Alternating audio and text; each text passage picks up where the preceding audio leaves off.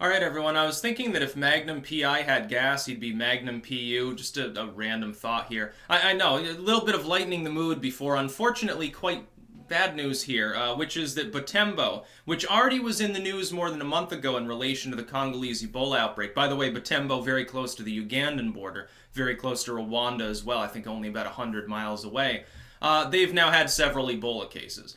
What this means is that one individual that had traveled to Butembo after being potentially exposed to Ebola, that was many weeks ago, probably became symptomatic. I don't know if they ever managed to find and quarantine the individual. Unfortunately, it looks like now multiple people came into contact with him.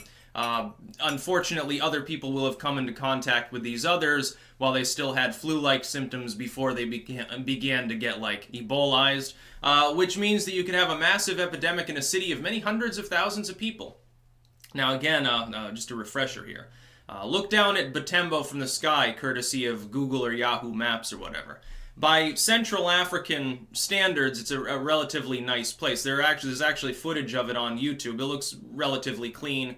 Better conditions, living conditions, more spread out, a little less dense than some of the shanty towns you get in certain parts of underdeveloped parts of the world.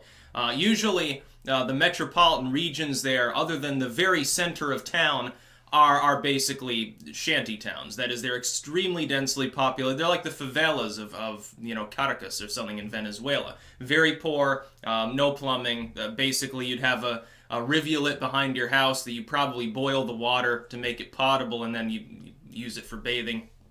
And so not great conditions. The problem is, though, it is dense enough, and there will be enough fear associated with the Ebola in an area where there's more access to education. People can understand, hey, this is a major thing. This could cause panic. The problem being that you've already got refugee and civil war-related movements throughout the Congo.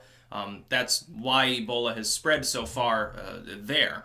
You've got aid workers being attacked. You've got people who are, because they're moving in response to war, they can become infected, go a great distance to an area, refugee camp, densely populated again, limited access to proper nourishment as well, proper water. You've got secondary disease outbreak now. You've got a malaria epidemic, actually, because of the lack of availability of what is it? They use a chloroquine or whatever now. I think there's another.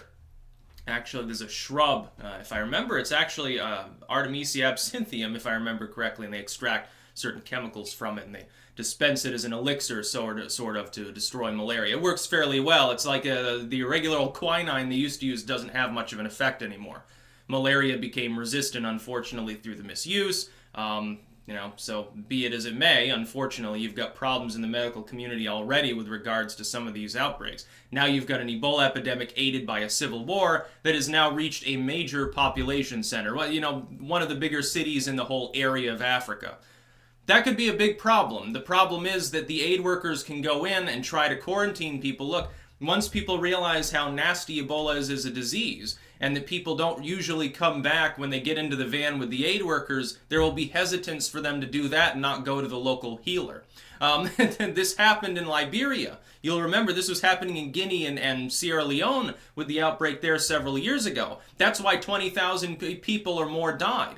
Their official estimate is, I think, is 12,000. Bullshit, it's way higher than that. At least half of the cases they never heard of. They're lucky an asymptomatic version of Ebola emerged. There's no guarantee that happens this time. If this escapes containment, you have to wait for nature to snuff it out. That means it has to be able to exhaust the local food supply, basically, its replicatory supply, and that could require, in the case of nature, that could be the depopulation of Butembo. You have 100,000 deaths or something. It'd be terrible. The world really needs to get serious about contagion. The one area in which global cooperation should be stronger as opposed to more limited is in the realm of disease. Yes, I strongly believe that. We live in a world that's more and more densely populated, where more and more areas, including areas where disease is still relatively common, are now being hooked up to the world economy. That means that people can travel from an area like Lagos or Freetown or something. There's air access, sea access. They can get there and travel. The problem is the upper class. Let's say that I'm living in Lagos. Ebola breaks out, and I'm an upper class businessman.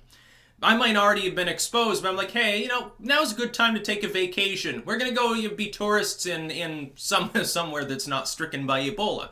Hey kids, come on, we're going on a 2-month vacation in Brazil or something. Because, I'm part of that, that new upper business class within urban Africa. I have the ability to do that and say, well, my manager can take care of things. Fuck it. I'm leaving for a couple months. I'm not going to stay around here. It's going to be a madhouse. It's going to be weird. I don't want my kids seeing like someone staggering down the street vomiting blood. We're going to go on a work holiday. I'll work from there with my laptop or whatever. That could happen. And then you get an outbreak that has crossed the Atlantic Ocean. And people don't realize that that is a genuine risk. It's not at any given point with any given epidemic likely. But over the long span of time, over the next century or so, more and more density, more and more travel, it's inevitable that that will happen. Yes, exotic disease at some point will mutate, break containment, enter the Western world and kill 1 billion people. It will happen. It is inevitable that it will happen. It's unfortunately inevitable. We can stave it off. We can make preparations now, though. People do all sorts of crazy shit to prepare for, the possibility of an asteroid, a nuclear war, whatever. Things that are all less likely to happen. Look, there's never been a nuclear war. And in recent history, there's never been like a nation-killing asteroid. The closest we've come is like the Tunguska event and the, I can't remember, Chernobyl, I think it's pronounced, meteor over in Russia. Was that 2014 or something? Went off like fucking Hiroshima. It was a massive explosion, but it's not a world-killing asteroid. But epidemic, we've already suffered in relative modernity. There have been multiple significant epidemics. And only by the skin of our teeth, and only because of the will of nature in a couple of cases did the epidemics end, like with the Spanish flu. Essentially, it traversed the whole world. It affected very, very sparsely populated areas that didn't even have routine trade and travel. Some small island that gets 1 boat a month still ended up getting the Spanish flu. It affected Iceland and all these other areas, and this is before modern travel. You don't have air travel back in the 1910s. You have planes, but people aren't traveling across the Atlantic on the regular. Ship travel, much more slow. It's almost a de facto quarantine. By the time you land in port, the contagion's already burned its way through everyone on board. Takes you weeks to get across the Atlantic. Now you can cross it in a single day, a single afternoon. Then you get jet lag or whatever. We need to start getting serious about these things. What happens if something like rabies were to become airborne? Can you imagine that? Yeah, it'd fry 90% of the world population, including most of the mammalian species thereupon, other than like hyenas and what is it, possums, I think, are partially immune. So everyone dies. It'd be like a zombie virus, dude. Everyone would die. It'd be crazy. And it's possible. Unfortunately, it does happen. We've seen it happen again in the last 100 years. We've seen instances where a disease, mutates, becomes far more deadly or far more easily transmitted, or even worse, both, and then burns its way through a whole city, kills 1 million people, kills 1 billion people. It's possible for that to happen. Look at the Black Death. They don't even know 100% that it was Yersinia pestis alone that was doing it. They don't even know exactly what it was. It could have been a Marburg virus for all anyone knows. We're not even sure. There are other viruses that fulfill and bacteria that fulfill the general symptoms. They weren't 100% typical of the kind of black plague that 2 or 3 people die of every year in the United States still. Yeah, there's still plague out in them hills in places like Utah and Nevada. You don't hear much about that either. There's probably plague in the rats in the sewer systems in San Francisco too. You probably have the fucking plague. You're not going to know that. They found plague bacteria on subway stations, doors and shit all the time. All sorts of weird shit.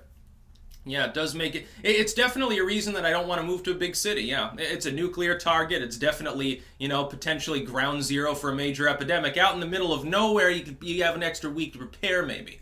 A little bit less trade and travel, things slow down a bit. And I can always, build a lean-to in the yard and say, fuck it, and just sleep in a hazmat suit. That's about all. Peace out.